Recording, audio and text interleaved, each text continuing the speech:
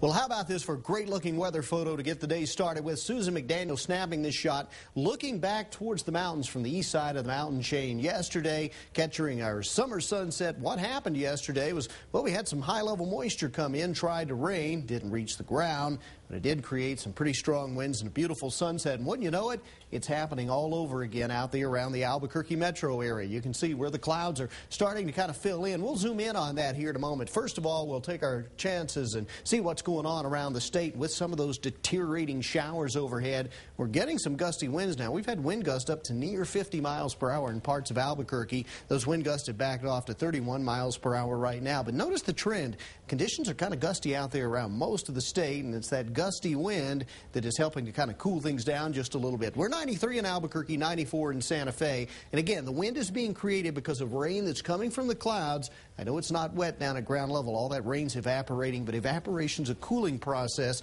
so you can see how it has definitely pushed the temperature down. Socorro, well, you're in the sun right now. You're 103, and we've got 100-degree plus temperatures for high temperatures all over the southern reaches of the state. Those, of course, were the high temperatures today. Officially, it's back to 91 in Albuquerque and 97 in Socorro, but still 100 in Alamogordo, and still looking at basically dry weather in the western two-thirds of the state with all the moisture here in the southeast. And it's where the moist area is where we've seen the stronger thunderstorms today. No reports of severe weather, mind you, but this will be the trend right on into tomorrow as well. Wetting thunderstorms, meaning rain hitting the ground in the east, central, southeast parts of the state, with those dry thunderstorms producing gusty winds and lightning elsewhere, and that'll be the case tomorrow again in the Albuquerque metro. Meanwhile, we take a little tour around the state, kind of set the stage for how you'll get your work week started, and yes, it is going to be warm out there once again. 87 in Durango, 94 tomorrow in Farmington, but notice a trend towards wetter weather late week and towards next weekend. That's when the monsoon moisture starts to surface. Meanwhile, in the southwest,